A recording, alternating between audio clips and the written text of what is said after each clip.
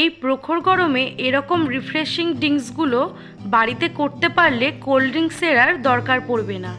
তাই খুব সহজ উপায়ে আর একদম ইজি অ্যাভেলেবেল উপকরণ দিয়ে এই সামার ড্রিঙ্কসটি করে দেখানোর চেষ্টা করেছি। চলুন তাহলে ভিডিওটি শুরু করি। এই ওয়াটারমেলন সামার ড্রিঙ্কসটি করবার জন্য এখানে আমি নিয়ে নিয়েছি একটা অর্ধেক তরমুজকে ছোট ছোট করে পিস পিস করে কেটে নিয়েছি, আর একটা লেবুকে আমি গোল গোল করে কেটে নিয়েছি। এবারে আমি একটি পাত্রে জল বসিয়ে জল গরম করে নিয়ে এর মধ্যে আমি কিছুটা সাবু দিয়ে দেব। এই সাবুগুলোকে জলের মধ্যে দিয়ে কিছুক্ষণ পর্যন্ত সেদ্ধ করে নিতে হবে।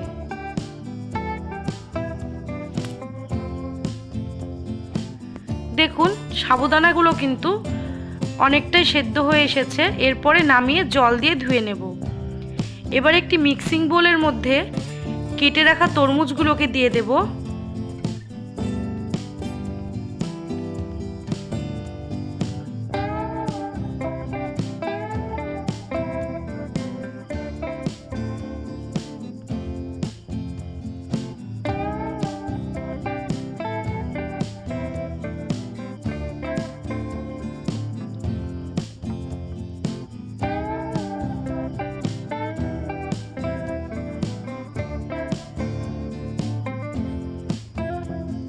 এবারে একটি লেবুকে আমি খুব ভালো করে চিপে রসগুলোকে দিয়ে দেব।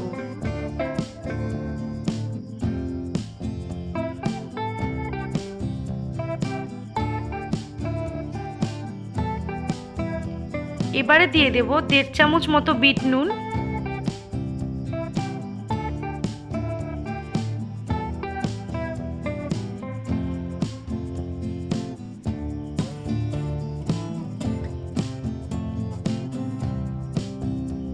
আর দিয়ে দেব 1/2 চামচ মতো চাট মশলা।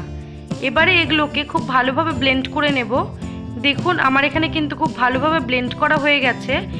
এবারে এগুলোকে ছেঁকে এর মধ্যে দিয়ে দেব সামান্য পরিমাণে সুগার ডাস্ট।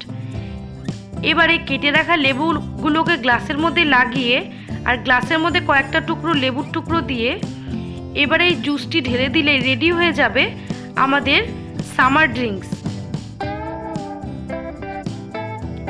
দেখুন কতটা সুন্দর হয়েছে এবং সম্পূর্ণ ঘরোয়া ইনগ্রেডিয়েন্টস দিয়ে তৈরি।